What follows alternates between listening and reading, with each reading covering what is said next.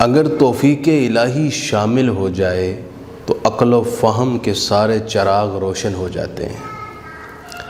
اگر وہ قادر مطلق چارہ سازی کر دے تو مشکلات، مصائب اور پریشانیوں کی ساری رکاوٹیں دور ہو جاتی ہیں اور انسان اپنی منزل کی جانب رواں دواں ہو جاتا ہے۔ اور اگر وہ کریم پروردگار اپنا لطف و کرم اٹھا لے تو بندے کو سوائے محرومی اور مایوسی کے کچھ حاصل نہیں ہوتا۔ قرآن مجید کی سورہ تکویر کی آیت نمبر 29 میں اللہ تعالیٰ نے ارشاد فرمایا وَمَا تَشَاءُونَ إِلَّا أَن يَشَاءَ اللَّهُ رَبُّ الْعَالَمِينَ، کہ تمہارا ارادہ، تمہارا اختیار، تمہارا عمل اللہ کے ارادے، اس کی مشیت کے تابع ہے۔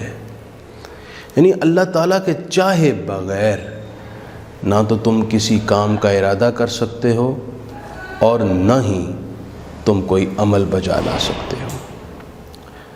حضرت سیدنا سلیمان علیہ السلام کا ایک قصہ صحیح بخاری کتاب الجہاد میں موجود ہے، جس میں ہمارے لیے بڑی تربیت کا سامان ہے۔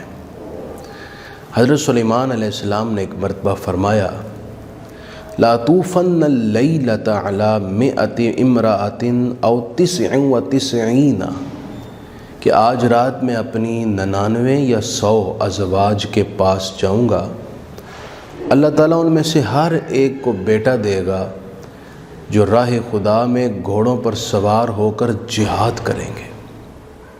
یہ ساری بات کرتے ہوئے آپ نے انشاءاللہ نہیں کہا۔ ازواج کے پاس تشریف لے گئے۔ انشاءاللہ نہ کہنے کا اثر یہ ہوا کہ ان 99 یا 100 ازواج میں سے صرف ایک عورت نے بچہ جنا، اور وہ بھی ناقص الخلقت، مکمل بچہ نہیں تھا، ادھورا تھا۔ اس لیے قرآن مجید نے بھی اور احادیث طیبہ میں بھی یہ بات بار بار بیان کی گئی ہے کہ اپنے ارادوں کو اللہ کی مشیت کے تابع کیا کرو۔ آپ کوئی بھی کام کرنے لگیں انشاءاللہ ضرور کہہ لیا کریں۔ اگر آپ انشاءاللہ کہنا بھول گئے ہیں تو جب یاد آئے تب کہہ لیں۔ وَاذْكُرْ رَبَّكَ إِذَا نَسِيتَ، حضرت سیدنا عبداللہ بن عباس اس آیت کے تحت فرماتے ہیں کہ اگر 1 سال بعد بھی یاد آئے اس وقت انشاءاللہ کہہ لیں۔ تو انشاءاللہ ضرور کہنا چاہیے۔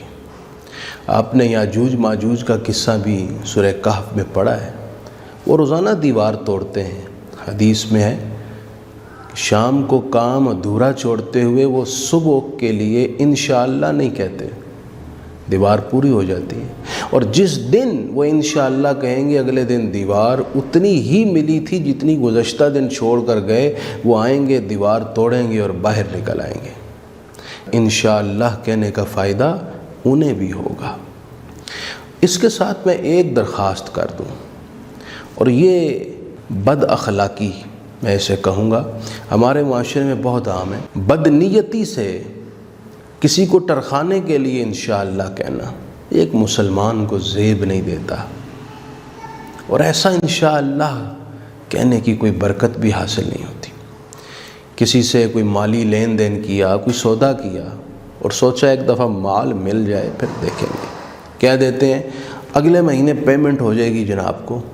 دل میں یہ ہوتا ہے ایک دفعہ مال تو ملے پھر میں اسے دیکھ لوں گا پیمنٹ وقت پر کرنی ہے یا نہیں کرنی۔ تو ایسی صورت ایک مسلمان کو زیب نہیں دیتی۔ وہ کسی کو دھوکہ دینے کے لیے انشاءاللہ کا سہارا نہیں لیتا۔ اللہ تعالیٰ کرے کہ ہم سب اس بات پر عمل پیرا ہوں، صدق دل سے اپنے ارادوں کو اللہ کی مشیت کے تابع کرنے کے لیے انشاءاللہ کہیں۔ اللہ ہمیں اس کی برکت بھی نصیب فرمائے۔